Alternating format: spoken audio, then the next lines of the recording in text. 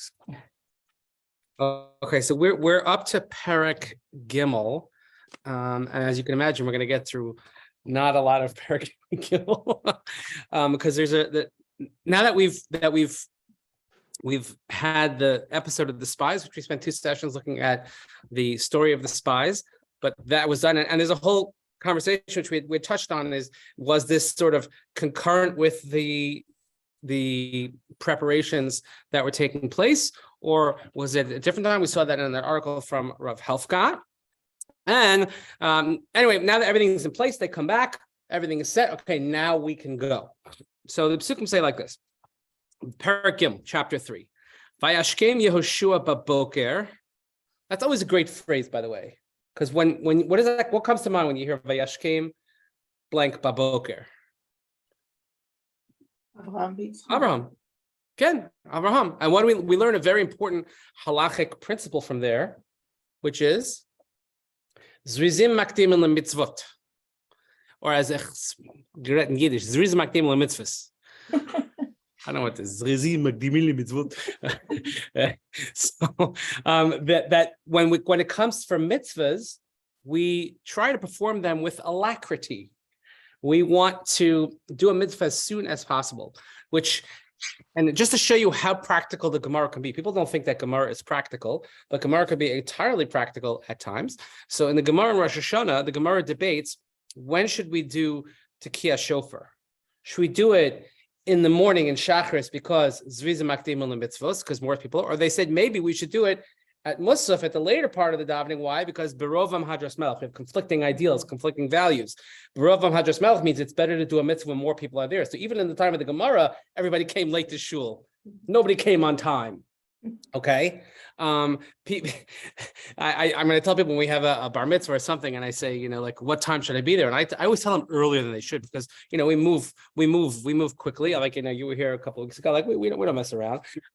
It's always the guests, the non-observant or even non-Jewish guests of the family that come, that they're there at 9 o'clock on the button because the invitation said 9 o'clock, so that's when we come, right? But we're like, 9 o'clock, okay. But I'm a Zriza Makdim al Mitzvahs kind of guy. I like to get there early. I like to be there on time.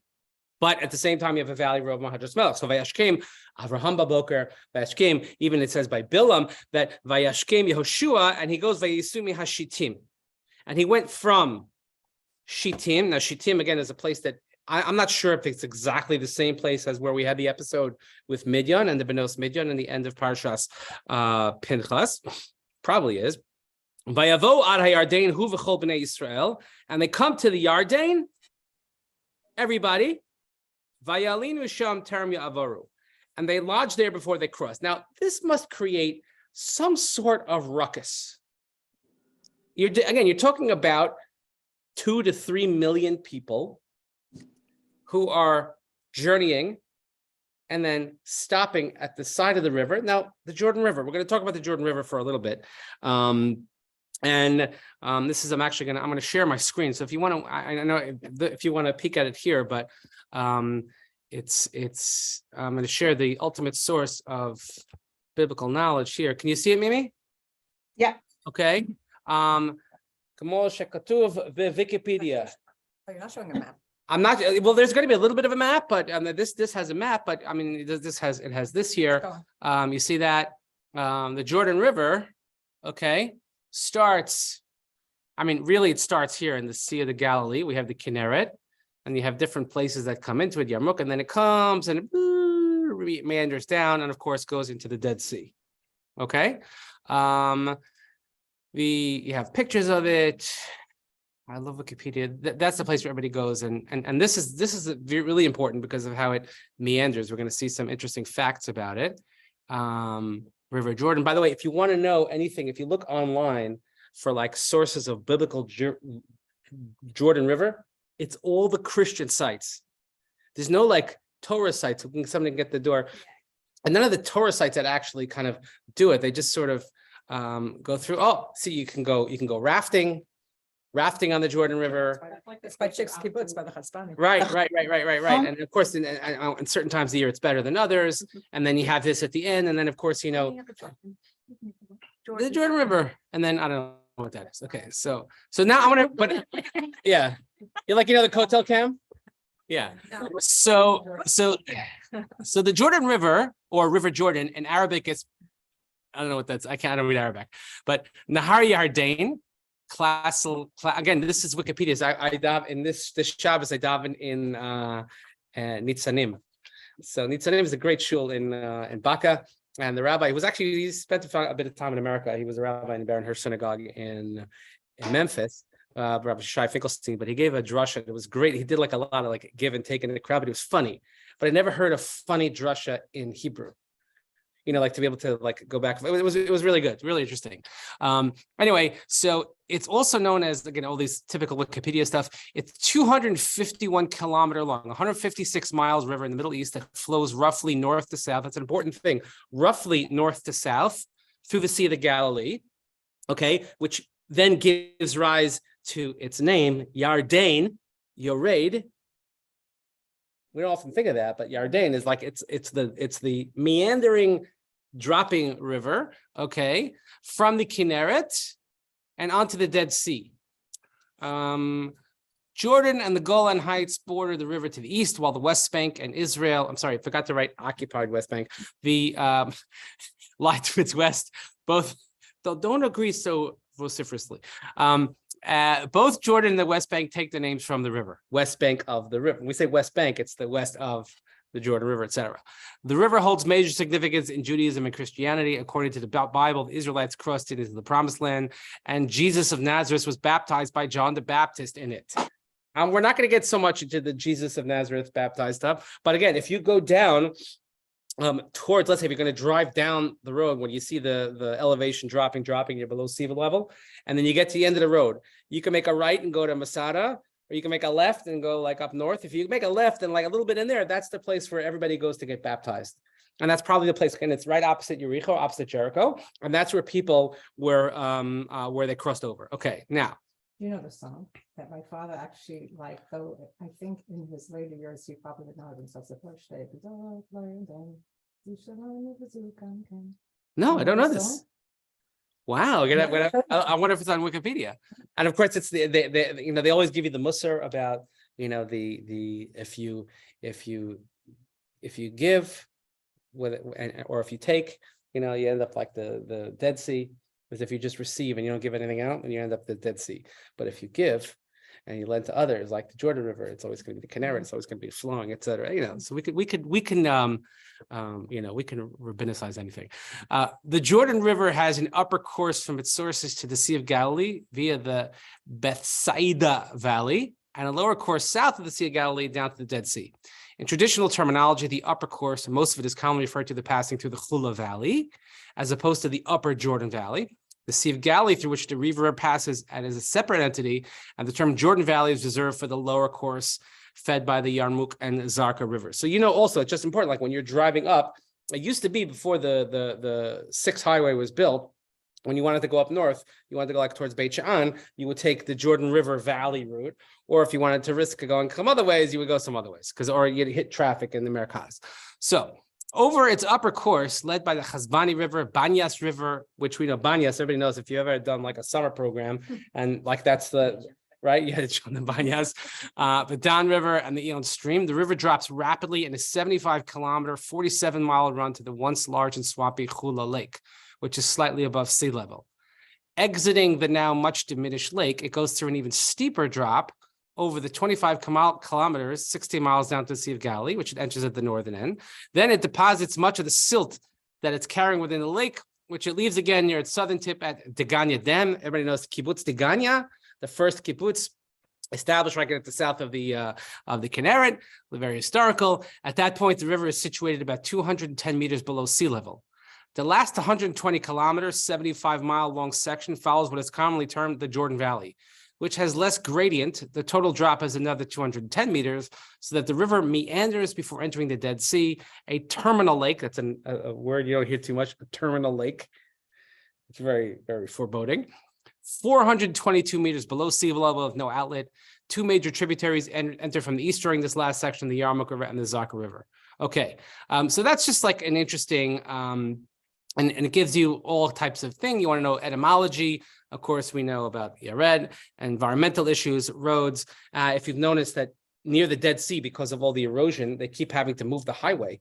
The highway that you go to Masada, you could see where it once was, but because of all the sinkholes and everything, and also it's very dangerous that when they have these flash rainstorms, that the water that rushes down through the mountains near Masada like that, and then it's very, very dangerous, and they have these terrible things that happen. But I think from start to finish, if you go in a straight line, it's something like 120 kilometers, but it's actually probably like 2 or 3 times longer because of its meandering. So just think of the in-laws. You know what I'm talking about? Come on, Alan Arkin. No, really? Mimi, help me. מלכוד 92, לא? מלכוד 22? מי זה אלן ארקין? מי זה אלן ארקין? לא, זה שחקן. זה שחקן. מלכוד 22? No, איך קוראים? The in-laws. So it's Alan Arkin and the guy from Colombo. Right? But they have this one scene where they're running, it's like run serpentine. We didn't watch it. I am. אני יודעת, הוא משחק עם קמינסקי, בקמינסקי סוד. Yeah. נכון? זה, sorry, נכון. Thank you for עם הבן של דאגלס. I appreciate it. Thank you. Anyway, so and also what you'll know is that when you think of a river, like we think of a river, I don't think of like the Hudson River, the Nile River, you need big bridges to go across the river or tunnels to go underneath the river. This river, not so much. I mean, certain spots you could just wade across. And again, depending on what time of year it is, etc. Now we know that this is in Nisan, that this is going to happen. So it's sort of like after the winter season, but things are still pretty fresh. We're going to get up. I'm not even close to what happens when they actually cross, but the Gemara has some fantastical things to say about what it was like when they crossed the river, that it was another splitting of the sea. I mean, the bookending or the comparison in the text is just too obvious to ignore, that they started the journey with a splitting of the sea and they end the journey with a splitting of the sea. Not quite as miraculous, perhaps, but it is miraculous nonetheless, because they say that the water, one opinion in the Gemara is that the water stopped and it just created a wall. It just instead, because when you stop, because it's only flowing one way. When it's flowing one way, you put a dam, where is it going to go? So it just went straight up, like it made a huge wall into the sky. Like some of these fancy like architecture pieces, you see water just like hanging around. I don't know. Anyway, but here they are. They're at the precipice, River Jordan. Okay. And Vehi miksei shloshes yamim vayavru hashotim b'kerev ha'machaneh. So in the end of 3 days, the shotrim, here it says the marshals, they circulate in the midst of the camp. Vayitzavu es ha'am lemor, kiroschem es Aron beris Hashem Elokechem, v'kohanim v'halavim nosim also, v'atem tisumi mekomechem v'halachtem acharav. So they said, okay, here's how it's going to work. When you see the ark of the covenant of Hashem, of your God, and the Kohanim and the Leviim are carrying it, that's when you know to move. Now, this is unusual because this was not the normal way of moving in the Midbar. In the Midbar, they had trumpets and they had formations and they had sounds, and you would go and they had flags. Now we're following strictly the Aron, which we're going to come and we're going to spend a little bit of time talking about the ark. Okay. Ach rachok yeh beinechem uveinav ke'alpayim amah bamidah. Al tikravu elav leman asher tedu es haderech asher telchu ba ki lo avartem baderech mitmol shilshom. But you have to keep a distance between yourselves and the ark, or the ark crowd, a measure of 2,000 cubits. 2,000 cubits is not a small amount of space. A cubit, for argument's sake, is, they say that it's from here till here, from the tip of your finger to your elbow. So we say, for argument's sake, it's 18 inches, 1.5 feet. So that's 3,000 feet. Okay, 3,000 feet. That's a nice distance. I guess you could still see the crowd, but at the same time, you're not really on top of it. And why? Because you have to know which way you could go, because you've never been here before. Well, obviously we haven't been here before. So let's talk about the Aron. When I say to you the Aron, the ark, what comes to mind? Or like what use whatever movie reference, whatever you want. You think of the poles. And Correct. the gold and. Correct. inside. Exactly. The poles were called badim. They had two poles. Actually, the technical word is staves. They staves, and they always stave put in there. They were not removed. And the other implements in the Mishkan had staves, but they were allowed to be removed. The ones with the ark were not. And then, of course, you mentioned the cheruvim, the cherubs. So what do we know about the cherubs? What are they? מלאכים עם כנפיים. Yeah, right. Malachim b'knafayim. I just love hearing the Hebrew. It makes me. It's mechamim at the lev, mamash. I love Israel. It's like I have a thing when I come off the plane and I have a bottle of like Israeli water. Like I just hold on to it for a few days because I like it. I like it. It's my shtick. So I'll read you some of the psukim that refer to the kruvim from the parashas of the Mishkan and Shmos. So it says, "Va'asita shnaim kruvim zahav mikshat haseotam mishnei ktzot hakaporet." So you had to make two kruvim. We don't know what kruvim are, but they had to be gold, and they were made. Tell you how it was fashioned, and you had to make them banged out in one piece. V'asisa kruv echad mikazeh mizeh, kruv echad mikazeh mizeh. Mina kaporet tasu sakrim al shnei ktzot, and you made it on each one. We still don't know what the kruvim are. By the way. Extra bonus points. Where's the first time that we have the appearance of keruvim in the Chumash? Very good. The keruvim that guarded when they got kicked out of Gan Eden, and it guarded the flaming, spinning sword, whatever that was. Lahava misapeches, but they have the keruvim, so which tells us that if we wanted to do a keruvim shiur, that maybe the construction of the keruvim in the Mishkan was sort of a way to get back to Gan Eden. Creating a Mishkan, because what's the purpose of the Mishkan? The Mishkan was it's a place where we could have limited gods dwelling in the world. And if that's like the Gan Eden in this world, so we're trying to get back to Gan Eden. And there's so many similarities, by the way, in the creation of the Mishkan and the terminologies that are used there, particularly with the Keruvim, that tell us what happened.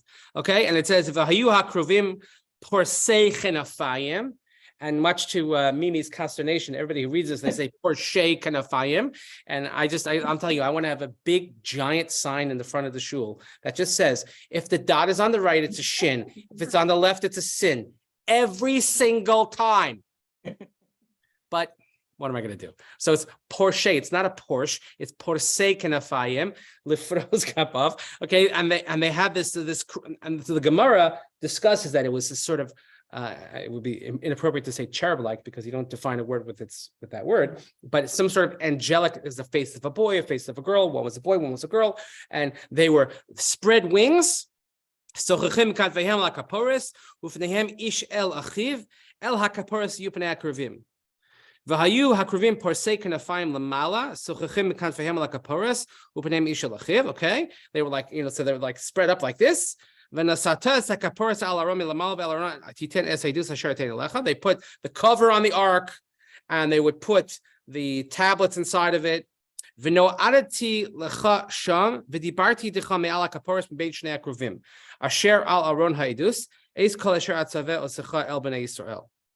what would happen is that the cheruvim, the cherubs, were some sort of like antenna, conductor, conduit situation, portal of some sorts. And that's how Hashem said that I will speak to you from the cover, from between the keruvim, which is on the Aron, and whatever I'm going to command you comes from there. So if you were just reading these psukim out of context, you'd be like, yeah, that's really weird. Like what? First of all, did everybody see this? Who was he speaking to? Because this is no El B'nai Yisrael. They couldn't all physically see the ark, or maybe they could. Or maybe it had some sort of glow, okay? So I'll share with you a commentary of the Ramban. I copied this from the English and the Ramban. The text commands that the wings of the keruvim must be outstretched, but doesn't indicate their purpose in the Mishkan or why they have to be constructed that way. And of course, we know the famous medrash about the Chazal that if the keruvim were facing one another, then everybody was good. And if they were facing away from each other, They were bad because it's supposed to be kind of like, I guess, kind of like a married couple also, right? We can figure that one out. In fact, in the movie, in Raiders of the Lost Ark, they're facing away from each other. They read Medrash, they did their homework. They got a lot of things right in that movie. They did. And if you look carefully, when Belosh, when he takes out the ark and he does the thing, he starts saying, he's saying Brich Shmei Demariel. We say when we take out the Torah, he's actually saying that, and he does it quite accurately. And then, of course, he gets blown to pieces. So if you haven't seen the movie, and I ruined it for you, sorry. But it was bound to happen. You don't mess with the ark. And now it's in a storage facility in Arizona. The text continues saying that the lid with the keruvim is to be regarded as an integral part of the ark. The lid is to be placed upon the chest with which in are stored the tablets of the testimony, of course, the Aron HaEdus, the tablets. It functions as my throne of glory, for there I will meet with you and speak with you from upon the lid, and from between the two keruvim when they sit upon the ark of the testimony. So the ark therefore resembles a Merkava. It's the chariot that Yecheskel saw in his vision when he says in the beginning of Yecheskel that it was the same creatures that I saw beneath the God of Israel at the river Kevar, and I knew that they were keruvim. For this reason, Hashem is called He who is enthroned upon the keruvim. And their outstretched wings indicate that they are the chariot that bears the glory of God. So the keruvim, the Ramban says, is that really the whole entity of the Aron is some sort of vehicle that carries the Shekhinah. It's like portable Shekhinah. And it was carried with the staves. Now, can you see Hashem? Yeah. But I imagine that, when the Shekhinah was there, you would know. Okay? It's kind of like being in love. Like, you can't, how do you know? You just know, right? Or you think you know, right? But the Shekhinah, so the Shekhinah is a presence, which is definitely, it's felt. I'll tell you that when I was, let me just think, 7th or 8th grade. Okay, so about 15 years ago, I was in a friend of mine. We went to it was a Saturday night dinner. I was staying at my friend's house, and his father was a photographer and did a lot of these events. And his sons actually have all like taken over the business there, but it's now just kind of a little more high tech. And it was like maybe it was an Aguda dinner or something. And I remember that we were going to help out. And we went to the Vista Hotel. Vista Hotel, remember, was the base of the World Trade Center. We went to the Vista Hotel, and it was there for the first time that I saw Rav Moshe Feinstein. Zecher Tzadik Livracha. Rav Moshe Feinstein was the Gadol Hador. And the first thing that struck me when I met him was that he was really small. He wasn't even 5 feet tall. He had this big sort of like keppel type of yarmulke on him. It wasn't like this. It was like almost like a chazen's hat that he used to wear.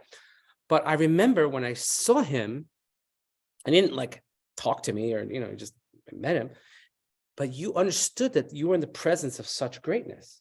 You felt it. You knew it.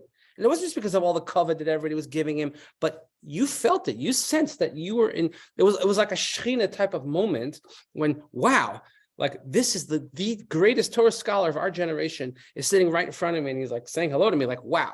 So it's perceived. Not everything that is perceived is seen. So the Shekhinah certainly is perceived. So the keruvim represent some sort of physical manifestation of how we could bring or how we could experience Hashem in this world. And again, that's the whole purpose ultimately of the Mishkan. V'asuli mikdash b'shachanti b'sacham. Now the phraseology is very careful there. It doesn't say, make for me a mikdash and I will dwell there. It's v'shachanti b'sacham, as I will dwell in you or in them. It doesn't say b'socha or b'socho. It says b'socham, in the people. The whole idea is that we want to have some sort of manifestation. So how do we, so if that's the manifestation of God, why the Aron? Why not any of the other Kalim? Why not the Ohel Moed? Why not through people? Because what's inside of the Aron? The Luchot, the Torah. The Torah is the way in which we try to see the manifestation. When Hashem communicates, he communicates mi bein shnei hakruvim, from the source, from the Torah. And this is why when we talk about the badim, the staves, and actually the staves were not allowed to be removed, as I mentioned earlier. Other staves could be removed. It's not just a sense that practically you want to leave it in there. There's some things that you have doors that never get opened. Some people have couches that you're never allowed to sit on. Anybody here Hungarian? No. I had a friend who was covered in plastic, or they had You could go into the living room. right, or they had and the carpet was right, and but the carpet is vacuumed in a certain way. It's waved, look like seashells. You know what I mean, like that. They have something like that. Ask Robert Rabinowitz what his house was like growing up. He had a white house in Muncie. He lived right on Highview Road. We're going to his house on Highview Road, which is now 86 Hasidim live there. And it was very much like that. And okay, so you had things that you weren't allowed to touch. You had there's dishes you weren't allowed to use or something like that. So the badim, or the badim, they had to stay stationary, and it was just that. So if we want to expand on that, and I think the message that's given when it comes to the Aron is that we always have to be attached to the Aron. We never, because we're the carriers, we're the bearer. That's actually the word, is the bearers. We're the bearers of the Aron. We're the bearers of the Torah. We can never ever let go. Which is why when we'll see the episode later of Achan and the story where the Aron almost falls and he's trying to. What was he punished? I mean, it's a natural reaction to try and fix something. Yeah, but you know what? The Aron doesn't need you to hold it up, but it does need us to hold it up.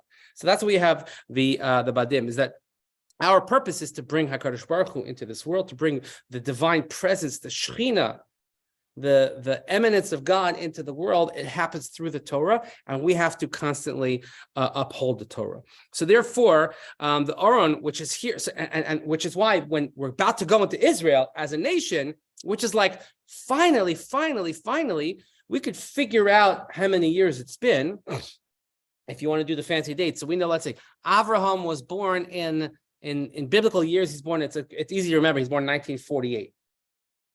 Okay, Avraham, he has his travails, he's 75, Hashem tells him to go, and then finally he has his dream. So, figure 2048, let's say, when Avraham is 100, that we have the Bris Bein HaBesarim in Lech Lecha. Okay, somewhere 2040s. The Jewish people left Egypt. They left Egypt 2448, and they arrived 2488. 2488. So you're talking about from 1948 go to the 2040s to 2488. Okay, so it's a few hundred years here. They're finally here. That we had the manifestation of this promise, of this haftacha that was given to Avraham, that we're going to go into the land of Israel. And what's the only thing that's going to keep us in the land of Israel is the Torah. Okay, now if you want to extrapolate that and put that in terms of current events, the whole world is just absolutely going bananas right now because of what's happening in Israel. Absolutely bananas. Nothing's even happened yet, but everybody's going crazy because they think that Israel's going to become some sort of a religious Sharia police state. And by the way, the fears are very real. We just don't know what's going to happen, because whoever knows what's going to happen. It could be that next week there'll be another election. I don't know. But the idea that because people without Torah. It's funny, there's no separation of church and state in Israel. Everything is church and church. And then there's the state, we'll throw in a little bit of state. Again, whether you agree with that or not, but that's the reality on the ground. So when you say this, there can't be an Israel without Torah, and there's definitely that school of thought, and there's no room for sort of a modern day secular interpretation of it, there's definitely that school of thought. But here, I'm not talking about in terms of making a state. I'm talking about the survival of the Jewish people. The survival of the Jewish people is based on the fact that we uphold the Torah. If we would have given up, forsaken the Torah years and years ago, we wouldn't be here to talk about anything today. There'll be nothing to talk about, okay? So, traditionally speaking, in the Midbar, the first thing that went was not the Aron. So if I were to, for instance, if I would look in the beginning of Bamidbar, and actually Parshas Bamidbar, which talks about the moving of the ark and of the here the four formations, Judah's encampment to the east. Hashem speaks to Moshe and he says, the children of Israel encamp each according to the degel. We have the banners, according to the insignias of their fathers. Those who are at the front, at the east, will be the banner of Yehuda, and it goes on, and you're going to be in this side, and this tribe, and that one, and all the numbers, and this one, and all that one. And what? The R was in the middle, correct. And then when it says, and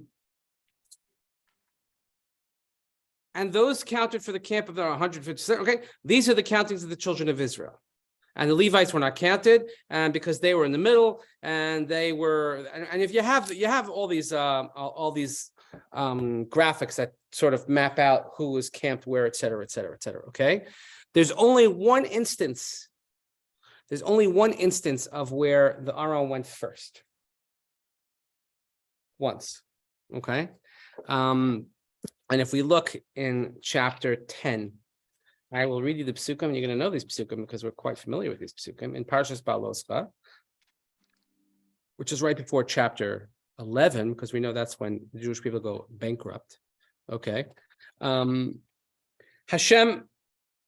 we're getting all our ducks in a row here. Baloscha is really, really a super important parsha. It's one of the few parshas where everything sort of goes in place. It starts off with, we finished the menorah. We're going to be reading this soon. It's almost Hanukkah. It's also almost Pesach, and we have the duties of the Levium. Then we have Carbon Pesach, because it's already the second year. It's almost one full year that they're in the desert. And then we have a question. Wait a minute. So it means they're getting ready to go into Israel. Mind you, this is long before the spies. Okay, so wait, so now what about the people who couldn't bring the Carbon Pesach? Meaning the ones who had to take out the bodies of Nadav and Avihu, was Mishael and Al-Safan. What do we do with them? Oh, then we have the advent of Pesach Sheni, the first makeup ever given in the Torah. And then we have that law. And then it says, okay, here's the signs of the travel. On the day that the Mishkan was set up, the cloud covered the tabernacle, and in the evening there would be a fire. So it would always be the cloud would cover it in the appearance of fire at night. And if the cloud was lifted, then the children of Israel would journey. And in the place where the cloud would rest, there they would stop. So that's how they moved. They moved based on the divine symbols that were above, right? Al pi Hashem Yesu b'nei Yisrael, al pi Hashem Yachanu. Kol yimei asher yishkon ha'anan al mishkan Yachanu. And if they would just follow the cloud. And if the cloud would stay there for a long time, v'shamru b'nei Yisrael s'mishmeres l'sem v'lo yisod. And there was time when the cloud would be there for a number of days, and they would stay there, and they would camp there, and that's how they would journey. Okay, and it would go on and go on and go on and on. This is actually I'll tell you an interesting halachic principle at the end of this parsha. And sometimes it would be there from evening till morning, and then it would be lifted in the morning, and they would journey for a day or for a night, or 2 days or a month. It would linger over the tabernacle, and then they would encamp and they wouldn't go anywhere. But when it was lifted, they would journey. So it's giving all the possibilities of sometimes they stayed there for a while, sometimes they would move quickly. The last pasuk in this Perek is Al Pi in this paragraph. Al Pi Hashem Yachanu, Al Pi Hashem Yiso, Es Mishmeres Hashem Shamar, Al Pi Hashem Biad Moshe. Oh, by even so Haron. That's what you're talking. Very good, very good, very good, very good. So according to Hashem, they would encamp. According to the word of Hashem, they would journey. The charge of Hashem, would they say safeguard? According to the word of Hashem through Moshe. So now we know this last part of the pasuk, Al Pi Hashem Biad Moshe. You know that? Because how do we say it?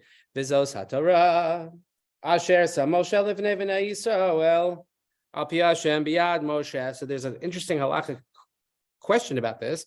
Is, are you allowed to say half a pasuk? Same thing with getting a kiddush. Correct. So many Siddurim, particularly Israeli Siddurim, when they write after we do Hagbah, is they'll actually write this entire pasuk. Then it says Al Pi Hashem Yachnu, Al Pi Hashem Yiso, Es Mishmeres Hashem Shamar, Al Pi Hashem Biad Moshe.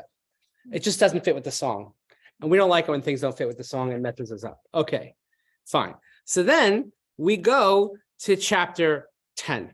Chapter 10 is then trumpets. It tells us how we're going to move. We have trumpets, we have shofros, and chatzotros telling us when we're going to move. This is a battle cry. This is a moving cry.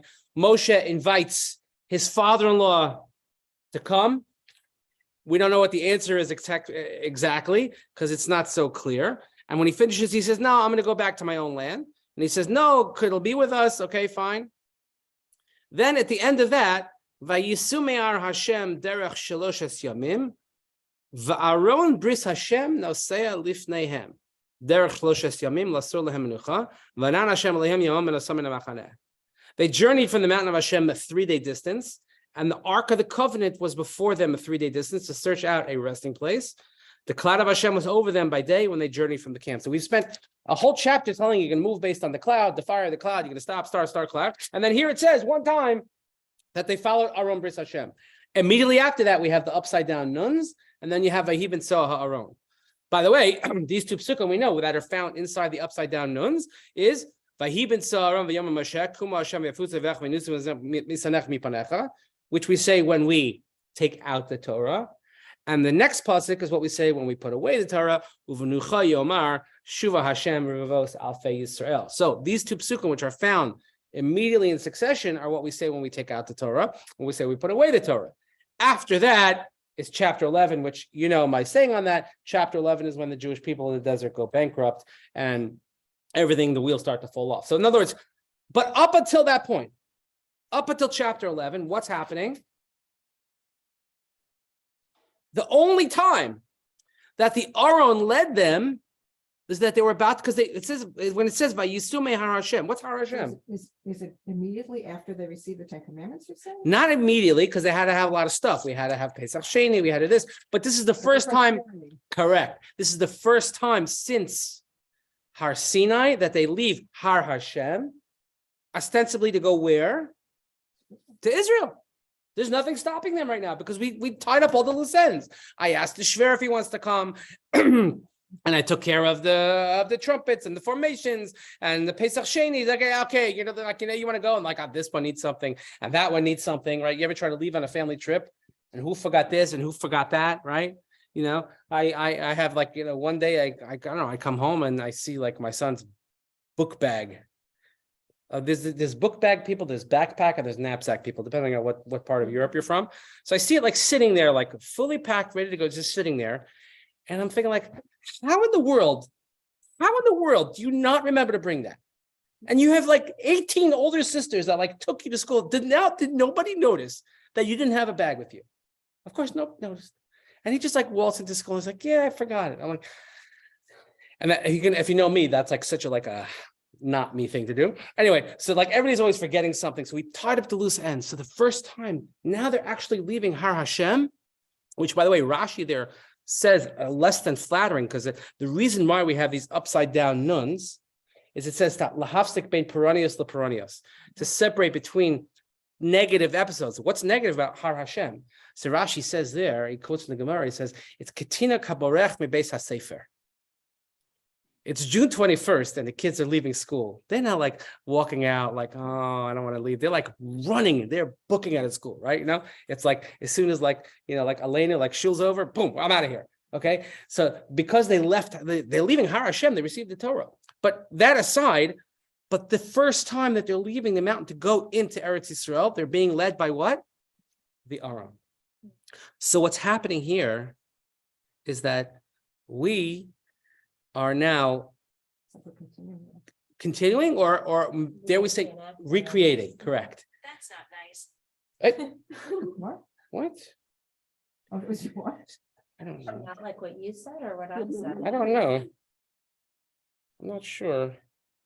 I think it's like just listening. It doesn't say what I don't know. Siri has a mind of her own. I told my wife a joke at home the other day, and like, she laughed and Siri laughed, Alexa laughed. That's our lives today. Everybody's listening. If you have an Alexa in your house and you have someone over whose name is Alexa, not fun. You could change the name, by the way, but it's still like un-American or un-Chinese. So this it makes sense then that Yehoshua, part of that seamless continuity, he's taking things over and over, and he's saying, you know what? We're going to go into Eretz Yisrael, and only like one other time, we're going to have the Ark lead us. And the Ark, which represents the Torah, which represents coming from Har Sinai. So it's almost like, okay, let's pick up where we left off on Har Sinai, and let's go back. Okay, so now we go back to the text. Vayomer it's Pasuk Zion. I'm sorry, Pasuk Hey. And this is the Haftorah, the first day of Pesach, if anybody is interested. Because as I said, it is almost Pesach. We say a few psukim here and then we skip later. But Vayomer Yehoshua la'am his kadashu, ki machar ya'aseh Hashem b'kirbechem niflaos. Yeshua says everybody should prepare themselves. His kadashu. Now, what does the word his kadashu mean? Like, it really means like to sanctify yourselves, purify yourselves. But the word kodesh, holiness, really means separation. So in Shemos, in the giving of the Torah, in chapter 18 and 19 and 20. Is this happening during the 3 days? Yes. Like, well, when they have the 3 days and they get there, they're about to go there. Yeah. Here,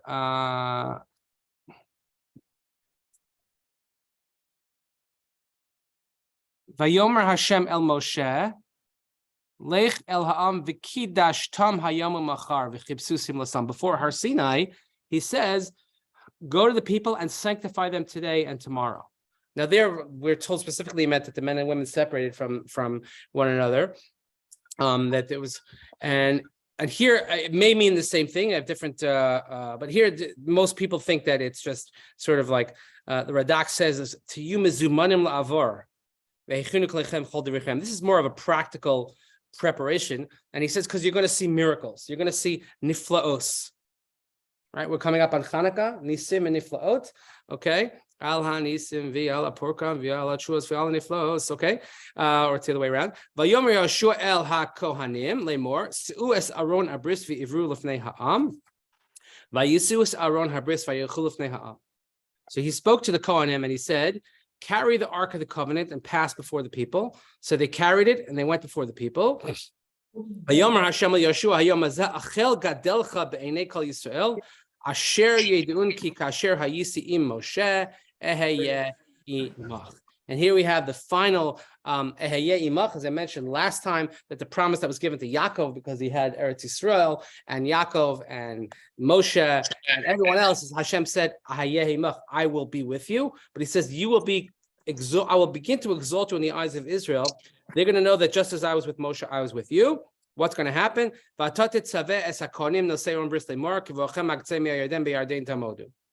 to command the Kohanim that when they're carrying the Ark of the Covenant, when you come to the edge of the waters, you're going to stand, and he says, by Yarden, Tamor, not Al Yad HaYarden, by Yarden. You're going to stand inside the Yarden. And you're not going to go into the dry part. We're going to come to that as we see this more next time. But what's happening is that we've had all the rah-rah, the pep talks. You're going to be like Moshe. The people gave him the pep talk. God gave him the pep talk. Yeshua has to give himself the pep talk. But now he's like, now it's actually happening. Everything has been put in motion. We sent the spies. The people have moved. We're getting on. We have our formations. And now we can continue where we started off 40 years ago when we left Har Sinai. We left Har Sinai with the Ark leading us. Now we're going to leave with the Ark leading us again. And hopefully we can go into the land of Israel. So we have then the next part is going to be the actual miracle of the splitting of the river, not the sea, because the Talmud can't outshine the student, the Rebbe so much. So it's like, oh, he'd be like, oh, you split a river, that's cute. I split a sea, that kind of thing. I have this great. If you've seen that picture in my office, I have this great little cute little comic picture painting hanging where it's like it's a swimming race in lanes. And then there's one guy looks like Moshe, and he's standing on top, and then the water splits, and the guy's running through it. The racer is swimming through it. He's not swimming; he's running. So it's it's good. It's a good graphic. But that's the idea. So now stuff is really happening. It's really the Aron is there, people are there. We have the formations, and then we're going to get into the splitting. And it's so again, if I would recommend, if you have the time, to look at the text, mark up, point out any sort of anomalies or things that don't seem right, because we're going to keep constantly going back and forth and looking at this miracle, and maybe you want to look at miracles side by side, the miracle of the splitting of the sea and the miracle of the splitting of the Yarden. And the next time you're in Israel, I would highly recommend it is to go to the Yarden, go to that spot. It's a beautiful place. You could just go look at it and you'd be like, wow, this is where they crossed over. This is it. Like, it's really like, the scene at the end of Shawshank Redemption. You've seen that, right? Yes. Okay. And he says, and he's like, oh, say Wataneo. When he gets the postcard, he's like, oh, that's where he crossed. Say Wataneo. I have a steel trap for nonsense like you cannot believe. Say Wataneo. And he says, that's where they crossed. So you're going to go there and be like, this is where they crossed. So in Israel, is there a name to this point? Like, how do you go there? How do you know where the point is on the river? It had to be a big spot. They think they know. And it's not like when you go down to the bottom of the road, you make a left, you got to kind of go there. There's a bit of an army base you have to kind of maneuver around. But the place where all the Christians go to get baptized. That place. Okay. Yeah, because again, it's right opposite Yericho. Because you can see Yericho, it's pretty much right there. But just to even, you have to go to the exact spot. You go to that part of the river, and you're like, yeah, it's like not much. And you have all the trees and like that picture that we saw, it's like things are growing in it. It's really if I go back to that screen,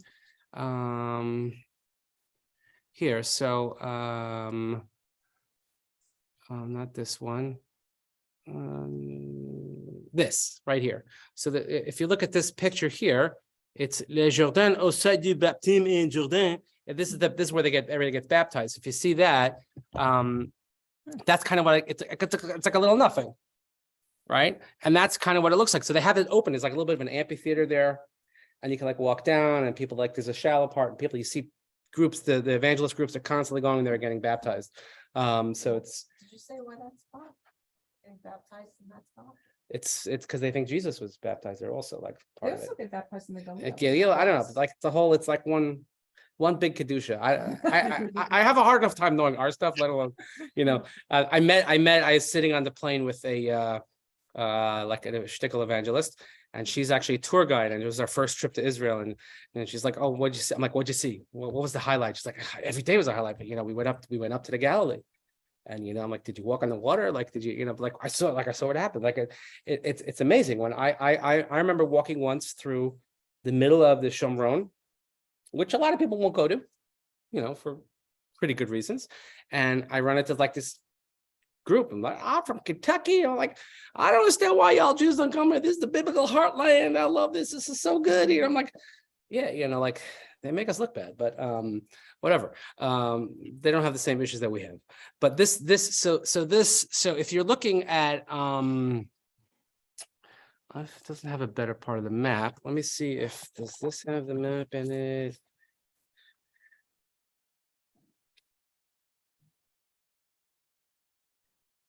Gilgal. It's funny, they don't usually put like Yericho here. So Yericho, so this one, like this map here, they're coming here is Yericho, right? So it's just like above the Dead Sea, not far at all. It's really relatively close, just north of it. So they kind of like go and they go over. What is Gilgal? Gilgal we'll get to. That's a whole other thing. That's going to come up. We're going to have some serious mappage. But anyway, that's it. That's where we're good. So next, that's great. Oh, next week is Hanukkah, right? We're doing that, right? Okay, we're gonna have a Hanukkah Jericho Shiur. Anyway, great to see you, Mimi. תודה רבה. תודה. Have a great day. תודה. תודה.